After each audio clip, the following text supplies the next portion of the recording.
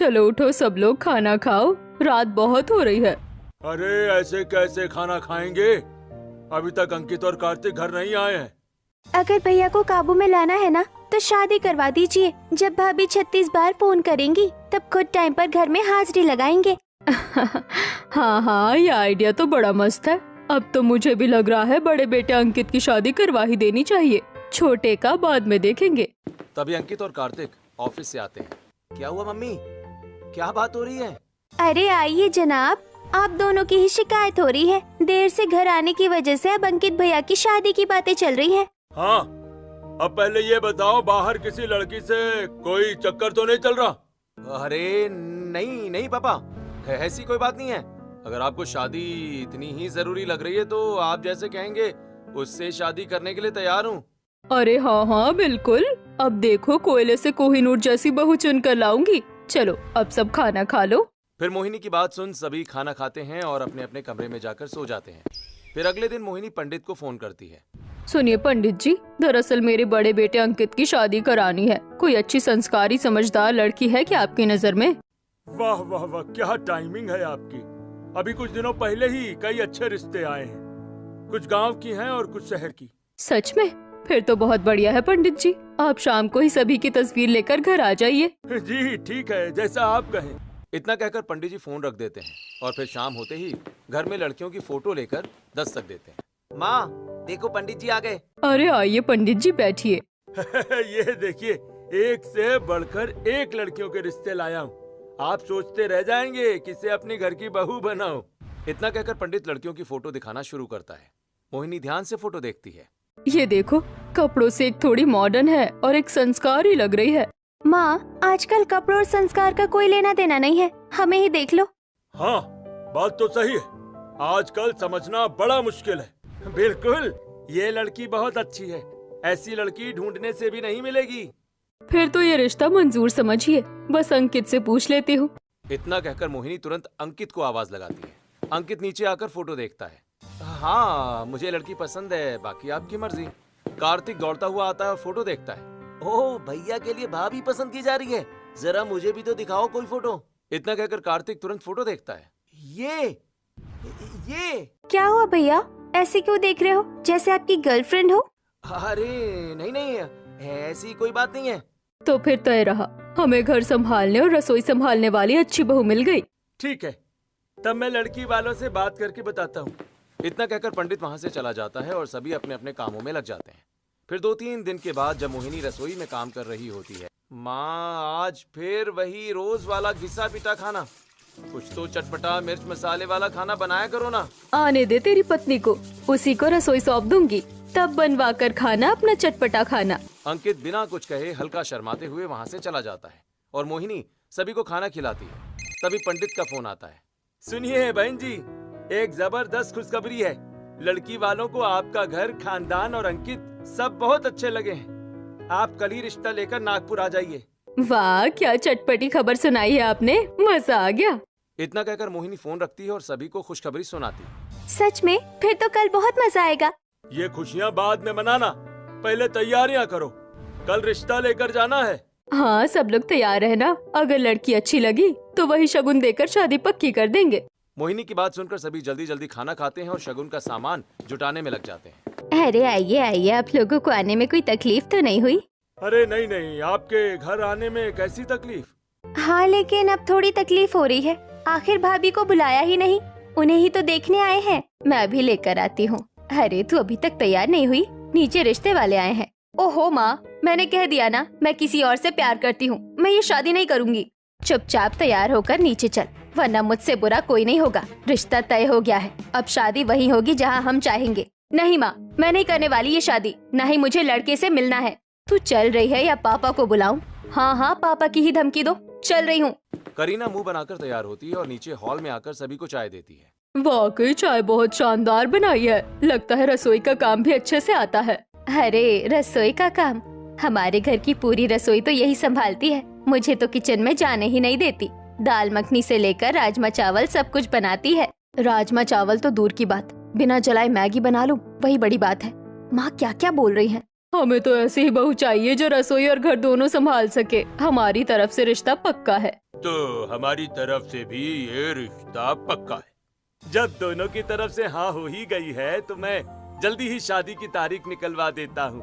फिर चट मंगनी पट ब्याह। इतना कहकर पंडित शादी की तारीख निकालता है और दोनों तरफ धूमधाम से शादी की तैयारियां शुरू हो जाती हैं। फिर एक दिन अरे बड़े दिन हो गए, किटी पार्टी में मीनाक्षी जी नहीं आई। अरे कैसे आएंगी, बेचारी की मॉडर्न बहू जो आ गई है। रसोई संभालना छोड़ो, रसोई में तांडव मचा रखा है। वैसे मोहिनी जी, आप भी बड़े दिनों से किटी पार्टी में नहीं आ रही हैं। अरे अब किटी पार्टी में तो मैं रसोई के काम की वजह से नहीं आ पा रही, लेकिन अब मैंने ऐसी बहू चुनी है अपने बेटे के लिए जो घर के साथ रसोई और सारी चीजें अच्छी तरह से संभालने वाली है। अच्छा, इतना क्या खास है उसमें? अरे बस एक बार घर में आ जाने दो, फिर देखना मैं रोज किटी पार्टी में आऊंगी। रसोई ऐसे संभालती है जैसे सालों का अनुभव हो, उसकी माँ ने खुद बताया है। इस तरह मोहिनी किटी पार्टी की सभी औरतों के सामने अपनी बहू की तारीफ करती है। कुछ दिन बीतते हैं और शादी का दिन आ जाता है। धूमधाम से सभी अंकित की बारात लेकर जाते हैं, लेकिन कार्तिक नहीं होता। वहीं दूसरी तरफ जब बारात मंडप में पहुंचती है और काफी देर हो जाती है, तब मुहूर्त बीता जा रहा है, आखिर दुल्हन कब आएगी? अरे इन लोगों को दुल्हन लाने भेजा था और ये खुद वहीं बैठ गए। मैं अभी लेकर आती हूँ। शर्मिला कमरे में जाती है और दरवाजा खोलते ही रुक जाती है। ये क्या, कमरे में तो दुल्हन ही नहीं है, कहाँ गई करीना? सभी लोग घबरा जाते हैं। तभी शर्मिला पास खड़ी चिट्ठी उठाकर पढ़ने लगती है। मैं ये शादी नहीं करूँगी, मैं घर छोड़कर जा रही हूँ, मैं किसी और से प्यार करती हूँ। आंटी, मैंने उसे रोकने की बहुत कोशिश की, लेकिन ये नहीं मानी और खिड़की से कूदकर भाग गई। क्या मतलब दुल्हन भाग गई? अब बारात लौट जाएगी? इतनी बड़ी सनसनी खबर। ये सुन रोहित जोर से चिल्लाता है और शादी में खड़े हर एक व्यक्ति को चीख चीख कर बता देता है, दुल्हन भाग गई, दुल्हन भाग गई। अरे ये क्या हो गया? बड़ी तारीफ कर रहे थे, अब देखो असली चेहरा। अभी दुल्हन के माँ बाप से बात करता हूँ। उनकी बेटी की वजह से हमारी इज्जत मिट्टी में मिल गई। तभी वहाँ पर दुल्हन के माता पिता आते हैं। देखिए, हम बहुत शर्मिंदा है कि हमारी बेटी इस तरह शादी से भाग गई, लेकिन हम क्या कर सकते हैं बताइए ना। अगर आपकी बेटी को शादी करनी ही नहीं थी तो पहले बता देते। इस तरह हमारी इज्जत का फालूदा बनाने की क्या जरूरत थी? अब उल्टे पैर जब बारात वापस जाएगी तो हमारी इज्जत का क्या होगा? तभी कृष्ण प्रसाद अंदर आते हैं। कोई जरूरत नहीं है बारात वापस ले जाने की। दादाजी, आप यहाँ? क्या लगा था तुम सबको मैं गांव में हूँ और तुम लोग चुपके से शादी करवा दोगे? मुझे पता नहीं चलेगा। अंकित की शादी उसी से होगी जिससे मैंने बचपन में तय की थी। सभी हैरान हो जाते हैं। तभी आराधना अपने माता पिता के साथ दरवाजे से अंदर आती है। आराधना ने रंग बिरंगा मोतियों वाला सूट पहना है, साथ ही उसने अच्छे से एक चोटी बांधी है जिसमें रिबन लगा है और उसकी चोटी सींग की तरह ऊपर खड़ी है। क्या मेरी शादी इससे होगी? हाँ, यही चचेरे भाई की बेटी आराधना है। शादी इसी से होगी। नहीं, मैं इस गवार को अपने घर की बहू नहीं बनाऊंगी। बारात लौटाने से तो अच्छा है इसे बहू मानकर शादी की रस्में शुरू करो। सभी सख्ते में पड़ जाते हैं और इज्जत के बारे में सोचकर अंकित की शादी गांव की गंवार लड़की आराधना से करवा दी जाती है। और फिर गृह प्रवेश के वक्त वैसे तो मैं तुम्हें अपनी बहू कभी नहीं मानने वाली, लेकिन रस्में निभानी पड़ती है, इसलिए गृह प्रवेश करवा रही हूँ। ठीक बा, माई जैसन आप कहा। कोई जरूरत नहीं है मुझे माई कहने की, मम्मी जी कहो। ठीक बा मम्मी जी, आज से मम्मी जी ही कहूँगी। हे भगवान, कैसी मॉडर्न भाभी सोच रखी थी और कैसी गवार भाभी मिली है। जो उम्मीद लगा बैठे थे, ठीक उसका उल्टा हुआ है। वैसे एक बात तो है, भाभी थोड़ी फनी जरूर है। चोटी नीचे करो तो ऊपर उठ जाती है।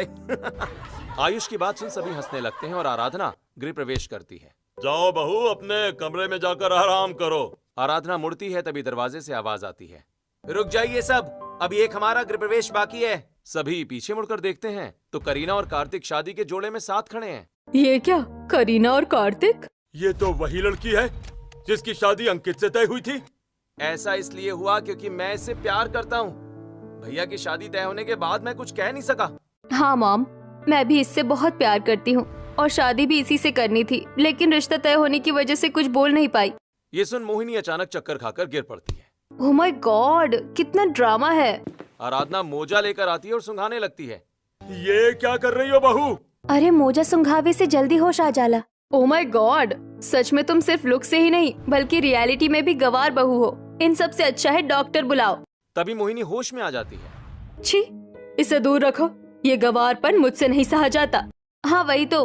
वैसे मॉम, अगर आपकी नौटंकी बंद हुई हो तो मैं जा रही हूँ। करीना मुंह बनाकर इतराते हुए निकल जाती है। मम्मी जी, अब आप ध्यान रखिए, हम कमरे में जाते हैं। बहू, तुम ये भोजपुरी मत बोलो। ये सब सिर्फ गांव की लैंग्वेज है। शहर में अगर ऐसी बातें करोगी तो सब गंवार ही कहेंगे। अच्छा ठीक है, तो हम हिंदी में बात करने की कोशिश करेंगे। इतना कहकर आराधना अपने कमरे में चली जाती है और बाकी सभी सो जाते हैं। फिर अगली सुबह आराधना नहा धोकर नई दुल्हन की तरह तैयार होती है और सभी के पैर छूती है। खुश रहो, खुश रहो। सदा सुहागन रहो। आराधना झुककर अंकित के पैर छूती है। सभी हैरान हो जाते हैं। अरे ये क्या, भैया के भी पैर? मेरी माँ कहती थी कि पति परमेश्वर होता है, इसीलिए उनके पैर भी छूने चाहिए। बहू, ये सब पुरानी बातें हैं। शहर में ऐसा नहीं करते। और हाँ, मुझे भी ये सब बिल्कुल पसंद नहीं है।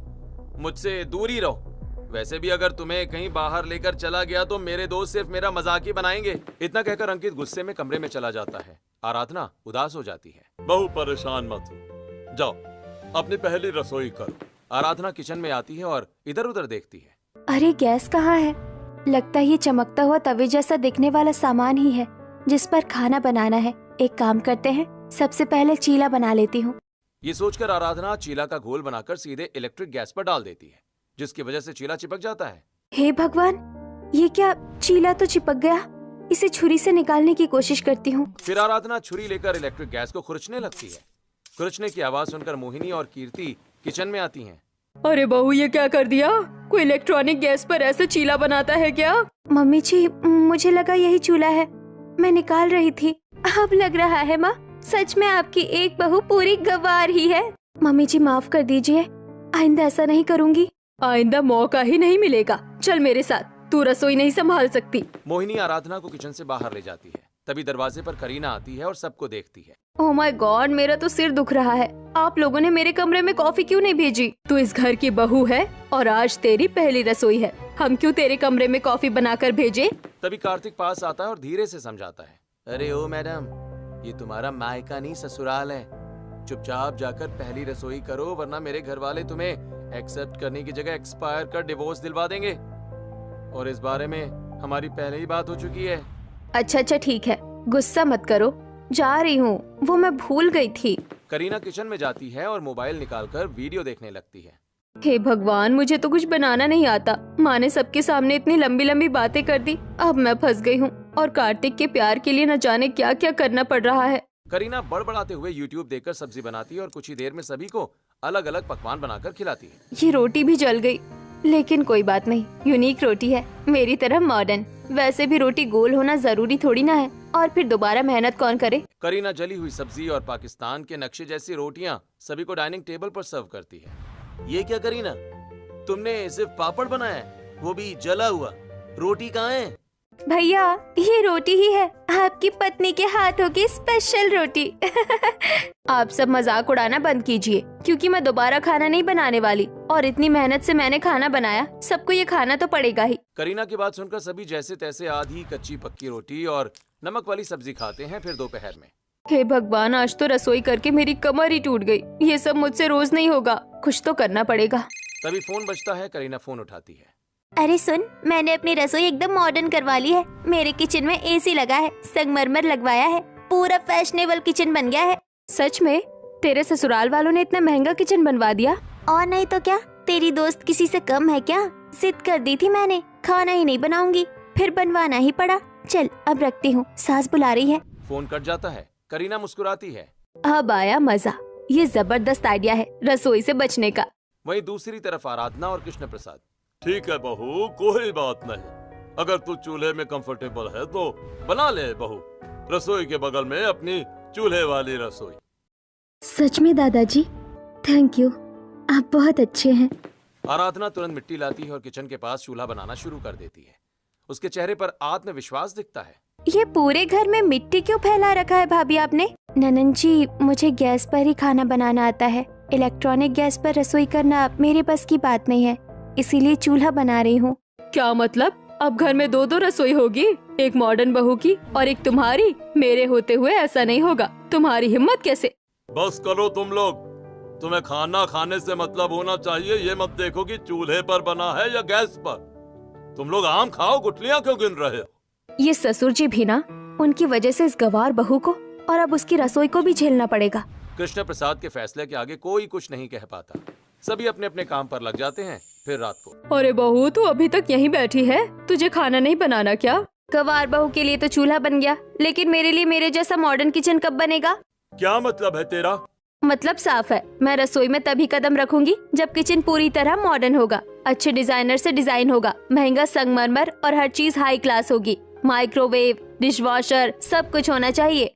हे भगवान, एक से बढ़कर एक बहू मिली है। कोई चूल्हे पर खाना बना रही है तो कोई मॉडर्न किचन की डिमांड कर रही है। पता नहीं कहाँ फंस गई मैं। माँ परेशान मत होइए, कुछ दिनों में इनका जुगाड़ भी हो ही जाएगा। चलिए छोटी भाभी के हाथ का खाना खा लेते हैं।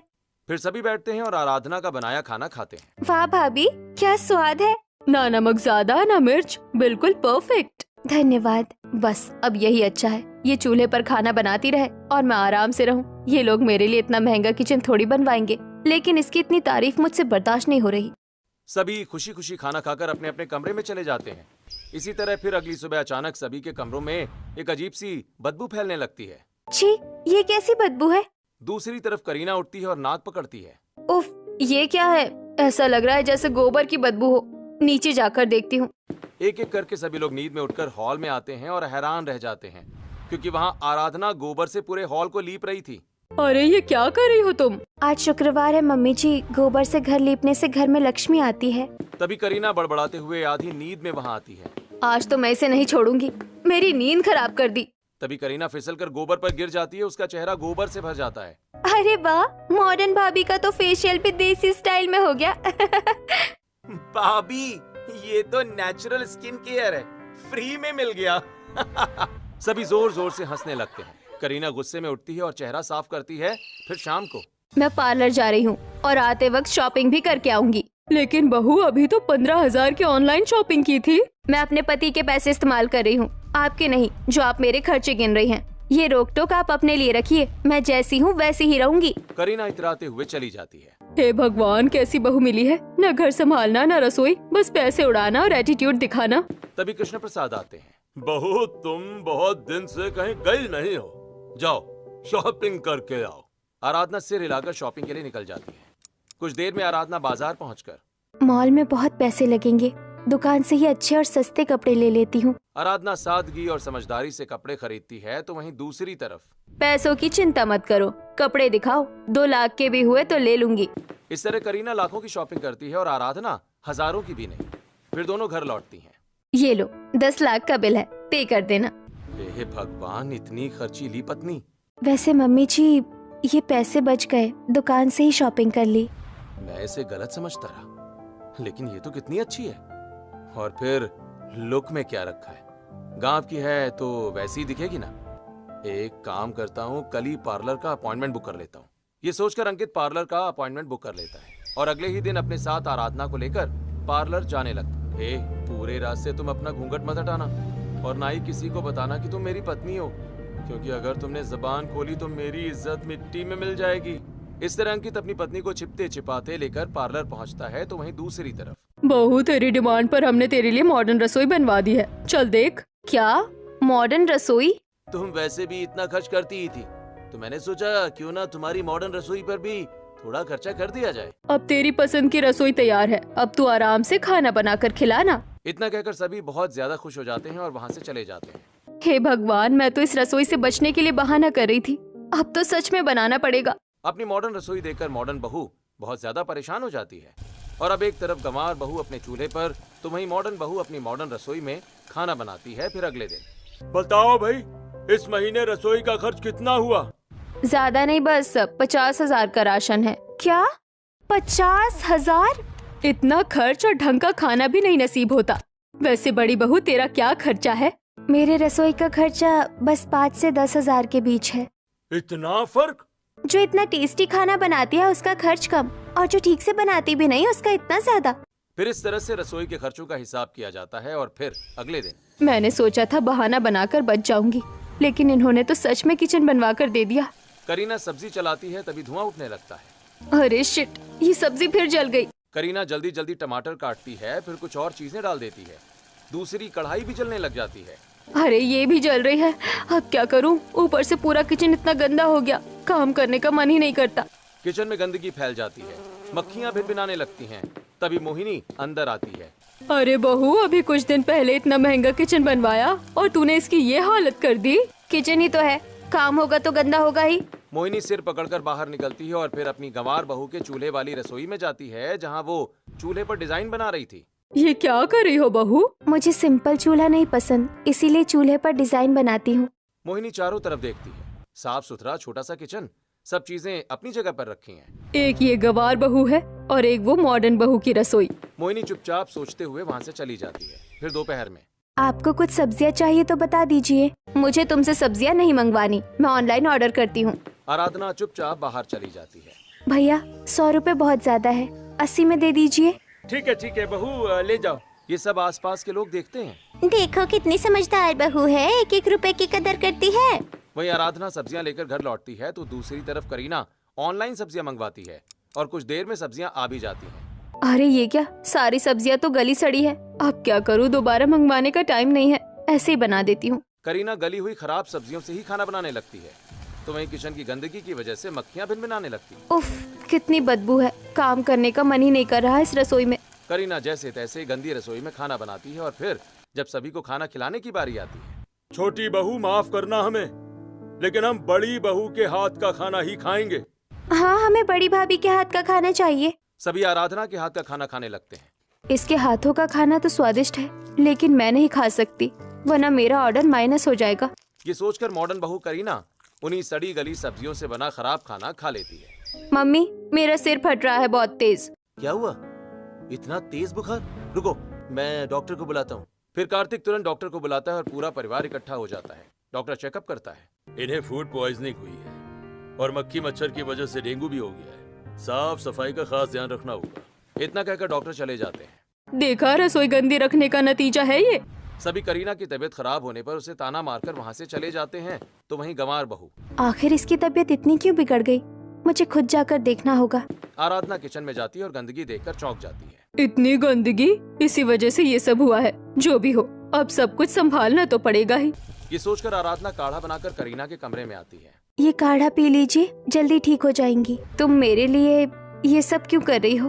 पहले काढ़ा पी लीजिए, सवाल बाद में पूछिए। फिर आराधना करीना को डांट कर काढ़ा पिलाती है। फिर शाम को आराधना पपीते के पत्ते पीसने लगती है। भाभी, ये क्या बना रही हो? डेंगू में पपीते के पत्ते का जूस और बकरी का दूध बहुत फायदा करता है। ऐसा सोचकर आराधना पत्ते पीसने में लग जाती है और दूध मिलाकर करीना को पिलाती है। नहीं, मैं ये नहीं पी सकती। नाक बंद कीजिए और शांति से चुपचाप इसे पी लीजिए। आराधना करीना का अलग अलग तरह से ध्यान रखने लगती है। आधी रात को इतनी रात को तुम ये सब क्यों कर रही हो? आपकी तबीयत गंदगी की वजह से खराब हुई है, इस हालत में साफ सफाई बहुत जरूरी है। आराधना पूरे कमरे को साफ करती है और चली जाती है। अब इसी तरह कुछ दिन बीतते हैं। आराधना की सेवा से करीना बहुत जल्द ठीक हो जाती है और जब अपनी रसोई में वापस लौटती है। सच में मेरा किचन इतना साफ, ऐसा तो तब था जब नया बना था। सच में ऐसी रसोई में काम करने का मन करता है। देख लिया बहू, साफ सफाई कितनी जरूरी होती है। अब से रसोई हमेशा बड़ी बहू की तरह साफ रखना। नहीं मम्मी जी, अब इस घर में अलग अलग रसोई नहीं होगी। मुझे अपनी गलती समझ आ गई है। जब मेरी तबीयत खराब थी तब इन्होंने मेरा साथ दिया। अब मेरा फर्ज है कि मैं इन्हें मॉडर्न तौर तरीके और इलेक्ट्रॉनिक चीजों का इस्तेमाल करना सिखाऊं। क्यों जेठानी जी, हम दोनों साथ काम करेंगे? मुझे कोई दिक्कत नहीं है। मैं आपको साफ सफाई और खाना बनाना सिखाऊंगी। आप मुझे मशीनें चलाना सिखा दीजिए।